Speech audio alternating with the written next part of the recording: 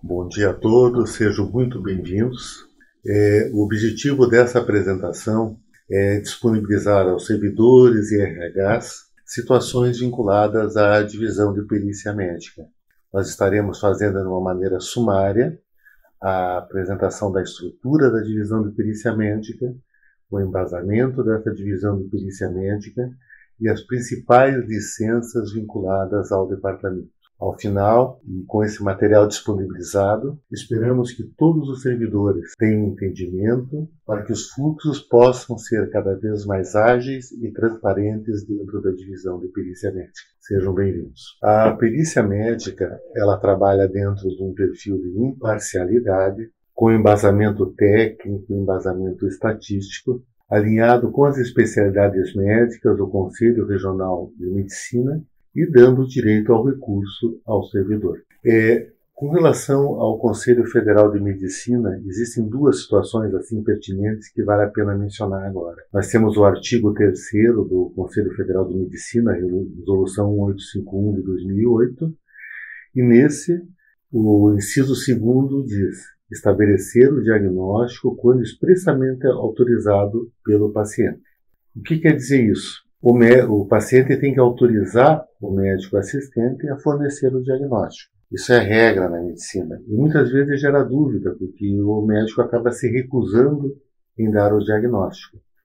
Porém, dentro das atribuições da perícia, nós temos o parágrafo único, onde diz que o médico assistente deve fornecer o diagnóstico, o resultado de exames complementares, a conduta terapêutica, o prognóstico, as consequências à saúde do paciente.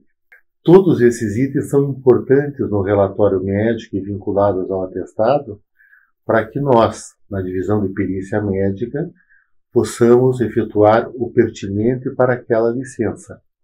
Lembro que a concessão do tempo poderá ser menor, igual ou maior, e a decisão do benefício cabe legalmente à divisão de perícia médica do Estado.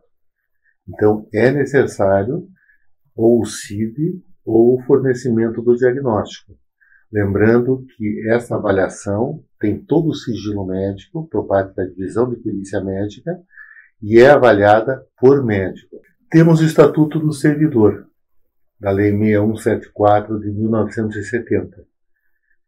O Estatuto é um pouquinho antigo. Nós estamos, inclusive, nesse momento, sugerindo algumas modificações. Recentemente, nós fizemos a avaliação do Estatuto do Servidor do Estado de Minas Gerais. Ele data de 1958 e é muito parecido com o nosso. Separamos aqui 6 artigos que devem ser muito bem observados, e são os artigos que, vira e mexe, ocasionam algum transtorno na análise pericial. O artigo 213 normatiza que o atestado é concedido até a data de homologação da perícia. Por isso, os prazos que nós temos e pedimos quando da entrega desses documentos. A licença de tratamento de saúde, obviamente, pode ser prorrogada a pedido ex officio pelo 215.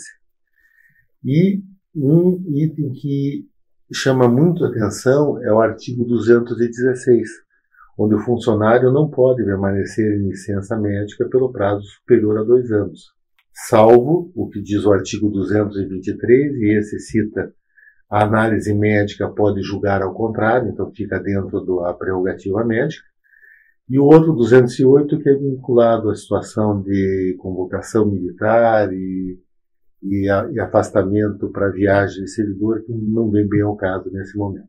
O funcionário, conforme o artigo 220, em gozo de licença, comunicará ao chefe imediato, onde poderá ser encontrado. O artigo 220 é muito importante, principalmente na concessão de benefício de aposentadoria. A aposentadoria é efetivada pela Paraná Previdência e muitas vezes tem dificuldade em encontrar o servidor para que ele assine essa aposentadoria por invalidez. Isso chamou a atenção sobre a falta de atualização de dados. E essa atualização de dados está prevista no artigo 220 como um dever e com as penalidades vinculadas. Quando não for homologado o laudo, o que diz o artigo 221, o funcionário deve retornar ao trabalho sob as penas da lei. E no artigo 229, um outro item que nós vira e mexe nos deparamos na perícia, é a recusa em comparecer à perícia presencial quando convocado. Obviamente, se houver uma justificativa, considerando o momento de pandemia ou dificuldade de locomoção, isso será aceito e marcado em outro momento. Mas, salvo justificativa maior, o servidor deverá atender à convocação da perícia. A perícia médica ela é composta por agentes administrativos, médicos peritos e psicólogos. E estamos em vias de conseguir também assistente social, muito importante, inclusive nas LTSFs. Os agentes administrativos fazem o que na perícia?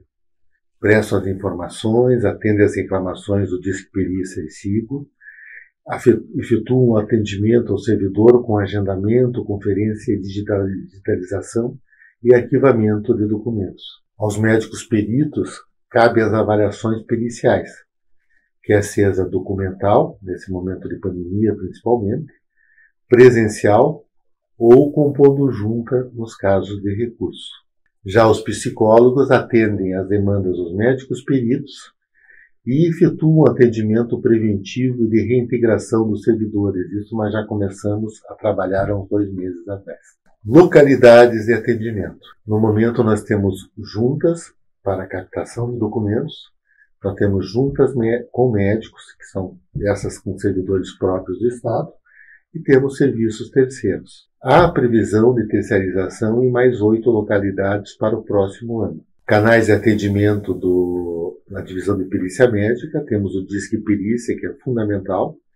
Nele nós recebemos cerca de inúmeras ligações ao dia, 80% composta por necessidade de informação, daí inclusive esse evento que nós estamos realizando hoje, e 20% reclamações.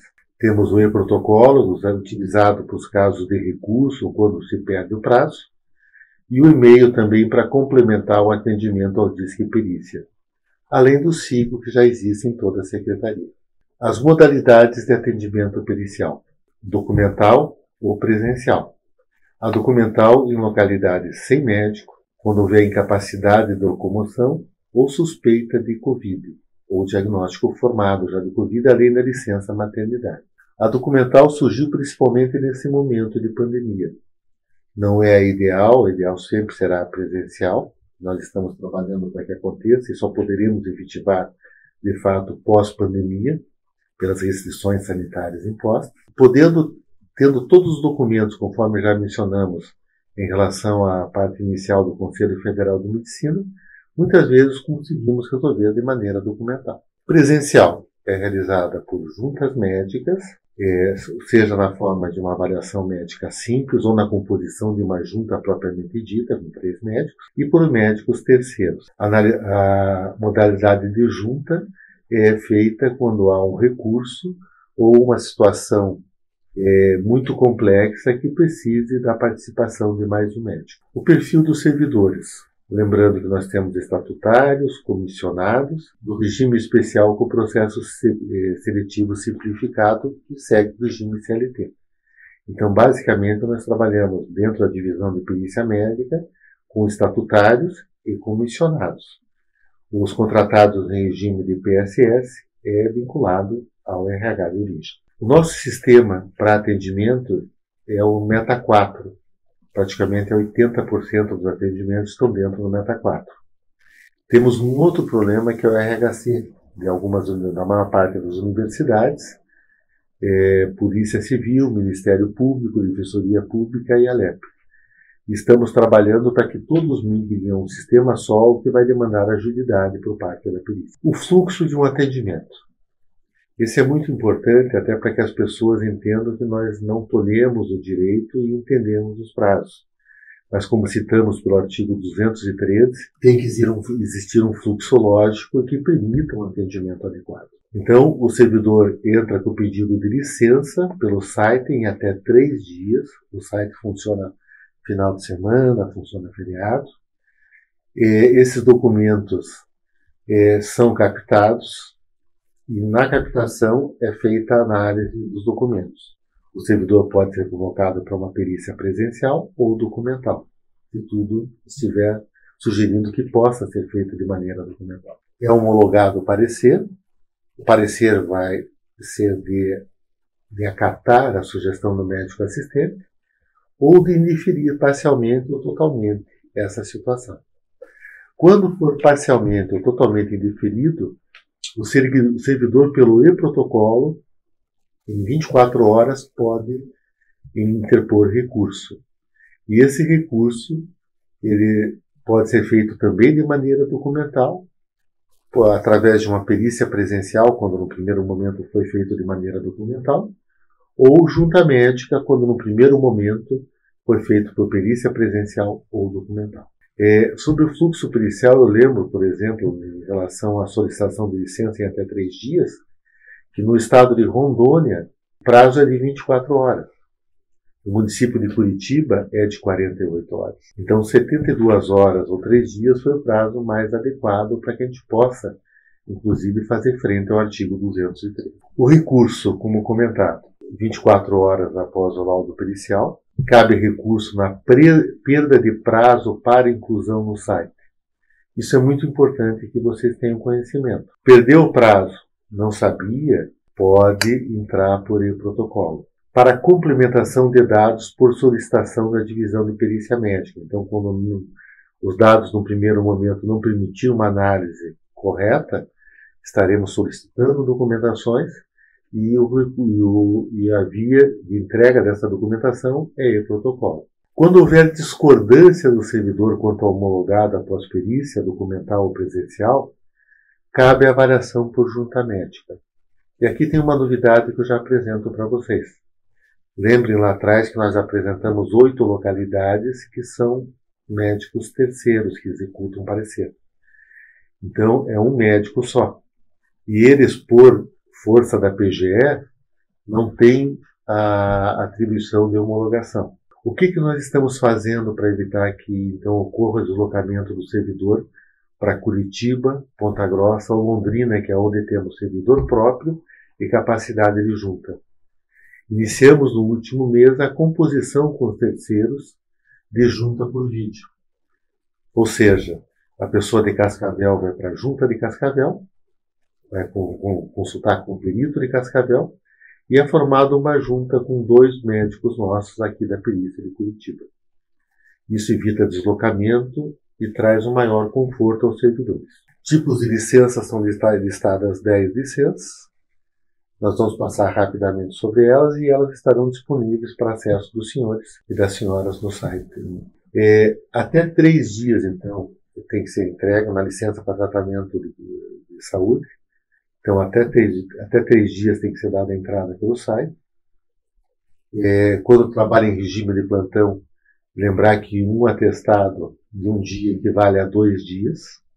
E a partir do terceiro dia, o terceiro dia no RH, a partir do terceiro, tem que passar pela divisão de perícia médica.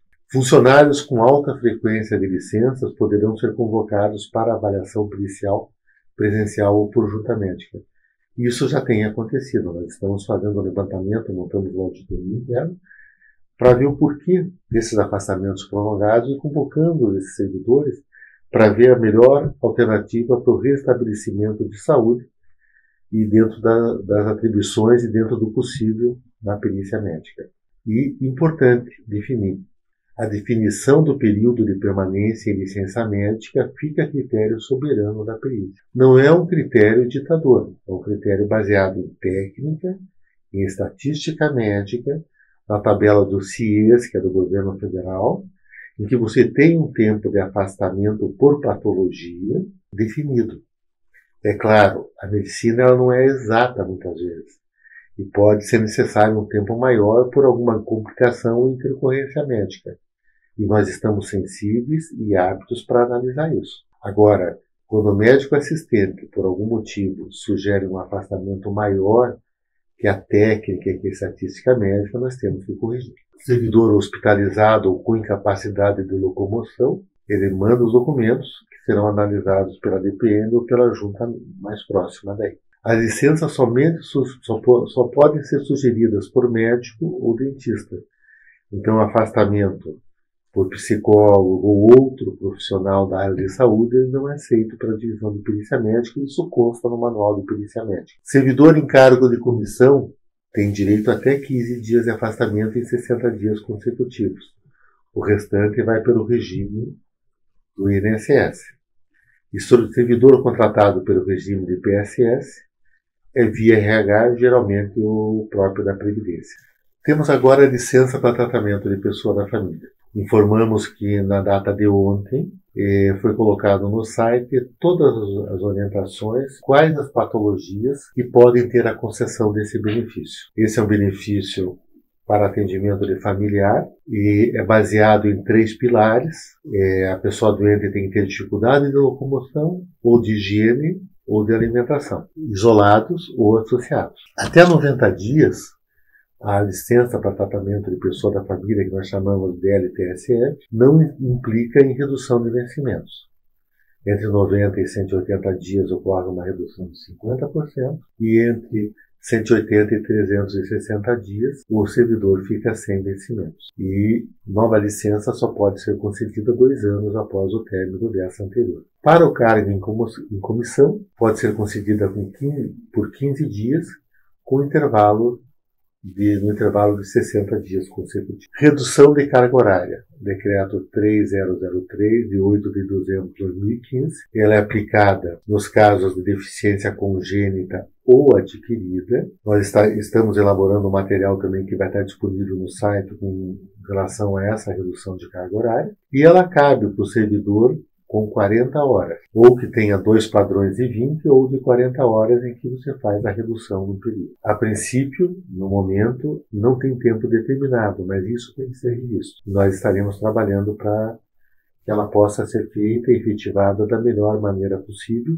com critérios bem definidos e analisando a possibilidade de aprazamento para ela. Licença em horas. Essa é uma outra situação que o servidor tem que ficar atento. A licença em horas ela é concedida quando o servidor vai realizar fisioterapia, fonoaudiologia ou psicoterapia. É concedida quando houver essa sugestão para a realização de fisio, fono ou psicoterapia, deve partir pelo médico assistente, deve ter anexada uma indicação do médico assistente, e o prazo para a realização. O prazo para a realização tem que ficar bem claro. Por exemplo, psicoterapia, ela é realizada na frequência de 1 vez por semana mensal, pelo prazo de até 6 meses, salvo situações graves, como esquizofrenia e outros. Mas geralmente são 4 a 6 meses de psicoterapia. Fonoaudiologia, o previsto é até 48 sessões de fono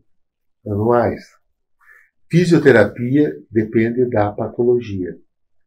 Nessa parte de licença em horas, às vezes, acontecem situações inusitadas, como, por exemplo, servidor que realizava psicoterapia desde 2016. Então, como nós já comentamos, é até 6 meses para a maior parte das patologias.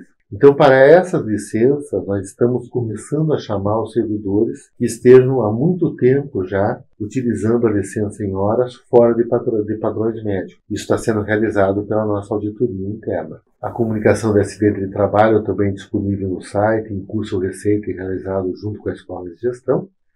Lembrando que tem que ser encaminhado em até 24 horas. A CAT deverá ser preenchida adequadamente. Nós identificamos muitas vezes que essas CATs não são preenchidas adequadamente, não tem assinatura. Infelizmente, acaba demandando com retorno ao RH de origem. Então, é fundamental que se esteja atento a tudo que se diz no site e ao curso que foi promovido recentemente sobre acidente de trabalho, para que a CAT venha preenchida adequadamente. Partindo de que a CAT tenha sido preenchida adequadamente, a perícia, através dos elementos ali constantes, poderá ou não estabelecer o nexo causal. Licença gestação, então 180 dias fornecidos a funcionária gestante, concedida a partir do primeiro dia da 37ª semana. Então ela pode ser concedida a partir do primeiro dia. Na ocorrência de natimorto ou aborto, tempo de concessão é de 60 dias para natimorto e 30 dias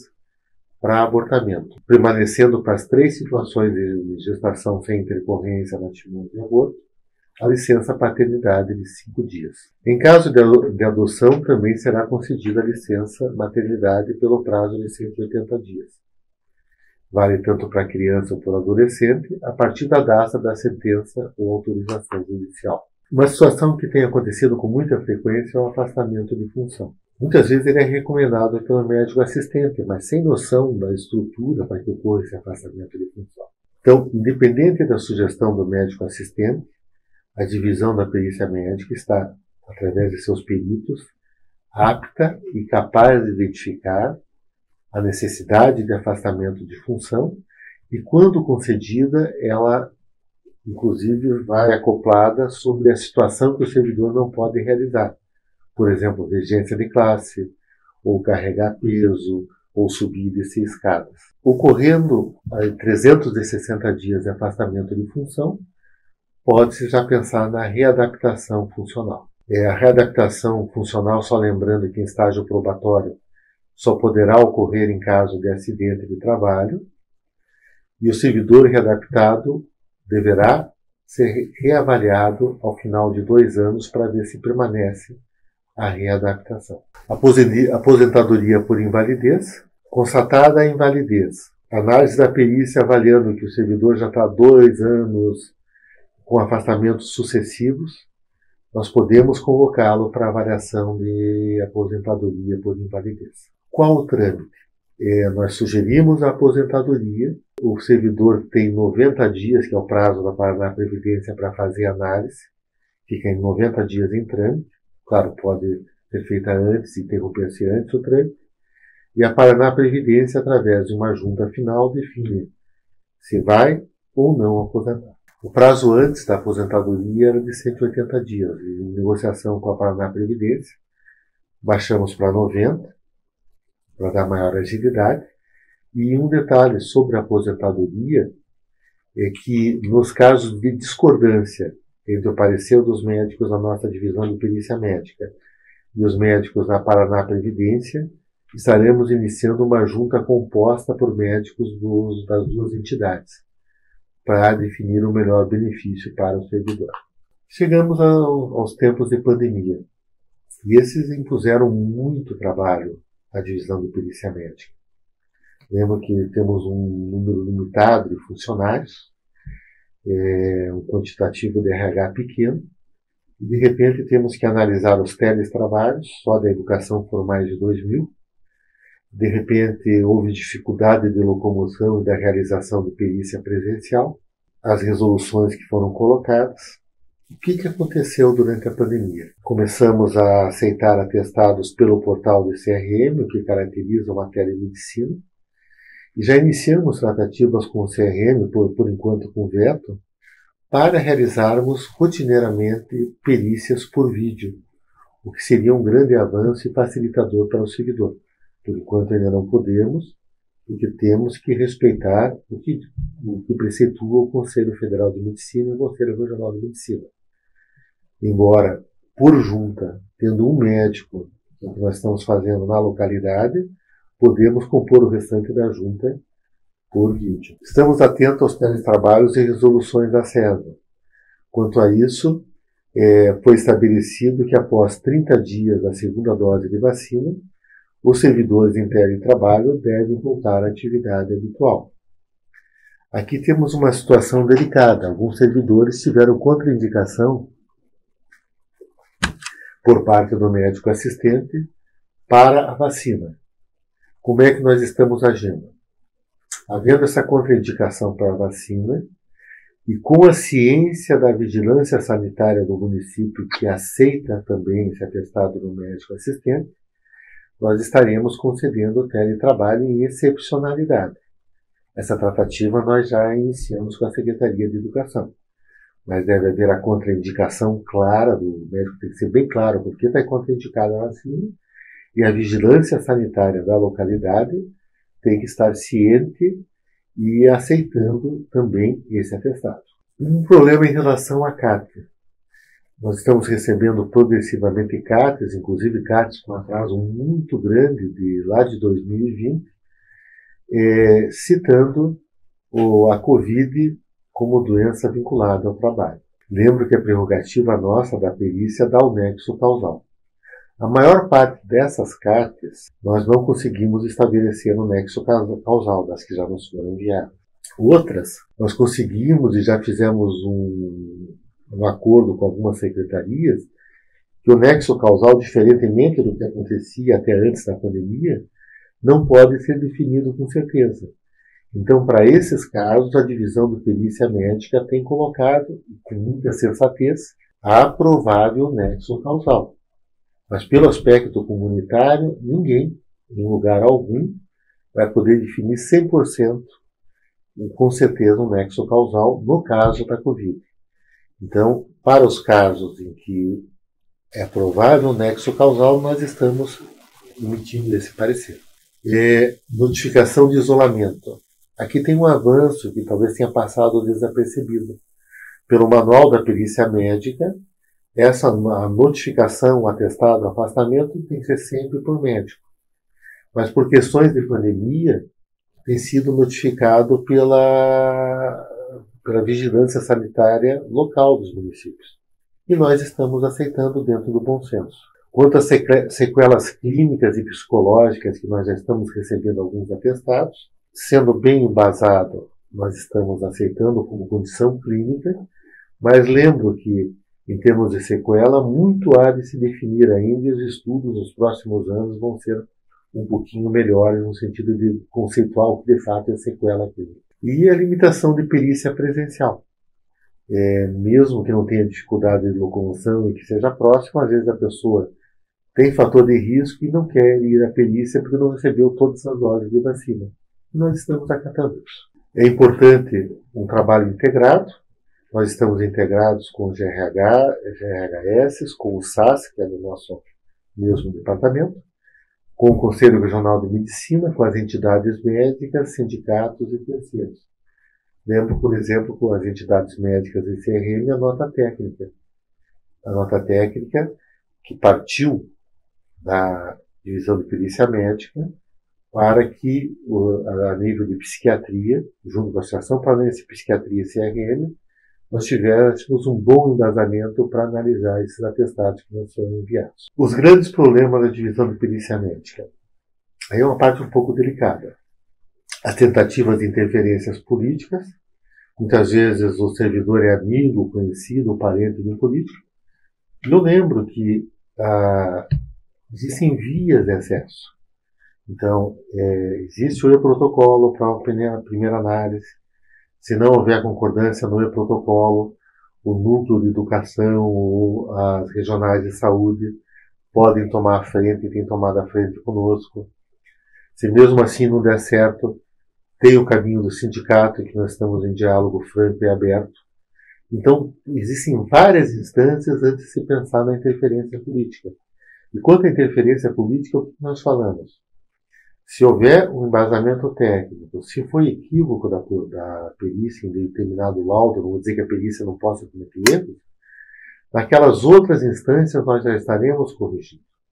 A interferência política não vai mudar em nada o nosso parecer da divisão de perícia. A falta de embasamento técnico de médicos assistentes na concessão de licença. Uma falha nossa como médico, muitas vezes sermos mais objetivos e resumidos.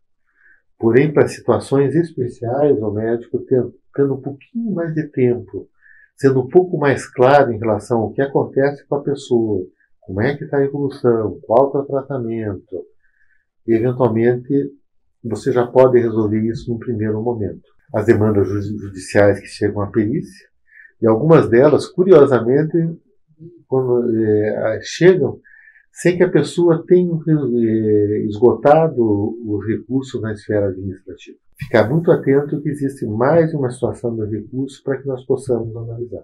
Outro problema é a necessidade de adesão na maior parte das universidades e Polícia Civil aumenta 4. E, por último, os atestados graciosos, ou rasurados, ou por determinados médicos, infelizmente isso acontece, que nós não vemos nenhum embasamento e que nós estamos em cima para que não sejam concedidos. Finalizo para que vocês tenham uma noção. Nós tivemos em 2019 um pedido de 1.363.846 dias de afastamento em dias. Em 2020 melhorou um pouquinho, 931.078 sugeridos. Então veja um montante de dias de afastamento a nível de Estado que foram sugeridos pelo médico assistente. E cerca de 40% desses dias sugeridos não tiveram embasamento técnico e não foram concedidos pela polícia. Então, eu espero que tenha sido produtivo o que nós apresentamos hoje, que o entendimento sobre a divisão de perícia médica seja mais claro. Todo esse material do mini curso estará disponível para acesso dos senhores. O tocante à licença já está disponível no site da Perícia Médica, a consulta de RH e servidores. Lembro que estamos sempre dispostos e sensíveis para realizar o melhor em prol dos servidores. Duas situações, então, diferenciadas merecem reforço. A nota técnica de psiquiatria, isso vai impactar em 30% das licenças e vai ajudar ao entendimento dos médicos assistentes. E essas juntas que nós iniciamos. É claro, as juntas, no passado, os sindicatos preocupados com a locomoção nos pediam para que criássemos uma sugestão para que o servidor não tivesse que se deslocar. O Dr. Eduardo Mischiati ia conversando comigo e disse: Castelano, o que você acha de fazer juntas com o pessoal terceiro? E dentro das prerrogativas nós iniciamos, graças a essa ideia do Dr. Eduardo Mischiati. Estamos dispostos a avançar, estaremos avançando cada vez mais. Já antecipo a todos um curso que teremos em 16 de outubro, a princípio, relacionado às patologias do sistema ósseo-muscular. E quando fecharmos essa segunda etapa das patologias ósseo-musculares, isso vai representar cerca de 80% dos atestados que chegam à perícia. Transparência, integração, respeito ao servidor e às instituições públicas, ao erário público. Essa é a missão nossa na perícia. Muito obrigado.